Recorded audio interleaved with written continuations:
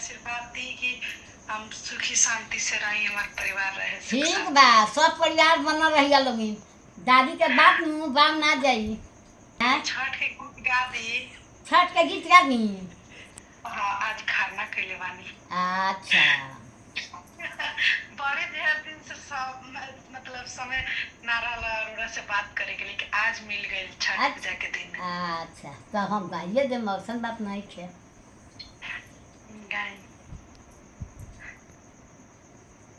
ए रोई रोई बोलेली छठिया माई, सुनाए सेवक लोग, सुनाए सेवक लोग। ए मोरा घाट मकरी बसेर लेली, दुभिया उपजी गोल।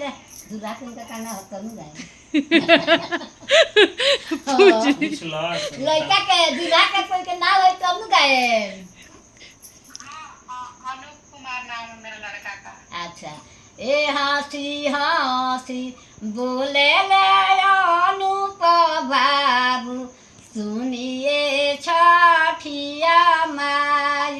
ए रौरा घाट मकरी बाहरी देव, दुधिया छिलाई देव।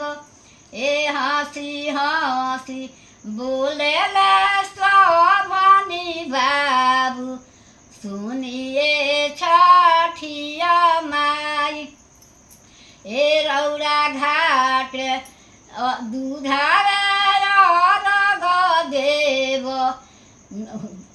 कोसिया भराई देव। यही सब लोग का मिला मिला गावल जाला। थैंक यू अम्मा, थैंक यू। आपने इतना अच्छा गाती है, बाप रे। बहुत तारीफ, धन्यवाद। रिकॉर्डिंग करवाई बहुत अच्छा गाओ तनी। स्टूडियो में गीत रिकॉर्डिंग करवाए इनको शिव जी का छठ पूजा का। हाँ, बात चल रहा है।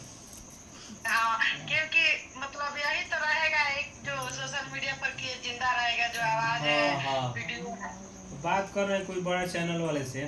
रोवेली छठिया माई, सुनाए सेवक लोग। नाम भुला गई, भेसवे निकल।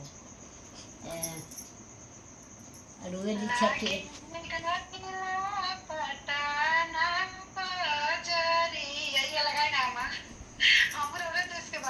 अरे छापारा सहरियाए हरि जी लगली हो बाजार। अरे के जाई के ले आई ए हरि जी नरियर फल। अरे होखे बिहान ए धनिया फाटे देहु पर।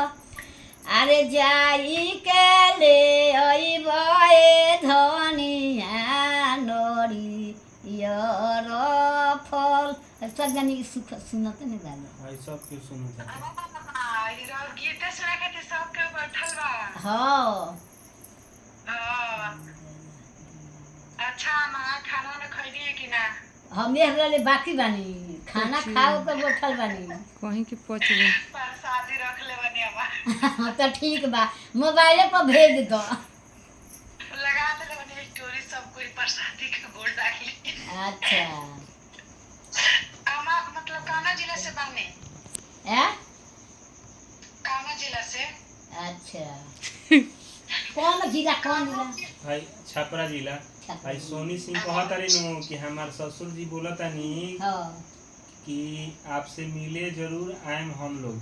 ठीक बा आई। छपरा जिला में हम लोग भी तो सिवाने जिला से हैं जी। पासे में। हाँ एकदम पासे में। चलिए ठीक है। हम तो सिवान आते रहते हैं, हफ्ता दो हफ्ता में एक दो बार आते रहते हैं।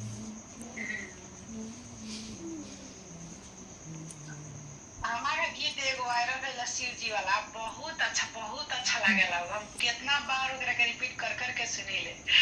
शिव जी के गीत गइले बड़ी कार आ कौन था कहाँ गीत गलवानी करिए से एक तो आमा के यादे ना रही का गा देले जब मोबाइल पर गाय न चाहे कोई कही तब याद पड़ जाए। हाँ अब लगन के दिन आवता तो 10 अप्रैल के बाद में खाली लगने के गीत गई काहे कि माइक में सुनात रही हाँ हाँ यूट्यूब चैनल बा कि ना बाटे यूट्यूब चैनल रही दादी के यूट्यूब चैनल पे बहुत ग्रो ना करे यूट्यूबो पर चलत बाटे और 4-5 हजार फॉलोअर होखेला बाटे आ उ पे स्क्रीन पे बा होम स्क्रीन पे बायो में बा लिंक अच्छा ठीक बा यूट्यूब हम नहीं फॉलो करले ई तो वही शिव जी के गीतिया आइल तबे हम ऊपर फॉलो ऊपर करले लामा वीडियो गौले बनी यूट्यूब पर हाँ सब सीख लिया काहे के हमने के जान थोड़े यही ला छोड़ के जाए। देखी ना कितना नया गायकार हो गया न लेकिन रोड़ा लोग के बाते जौन रोड़ा लोग गा देली लो तो अभी भी केहू ना गा सकेला कितना ए बाबू ने सुना जब हम कही रहे अथी में मोबाइलों में जब आज जितना हम गा देनी पुरानका गीत नायका संकर तो कुछ लूरे नहीं थे खा ले तारी सो नहा ले तारी सो बस हो गई।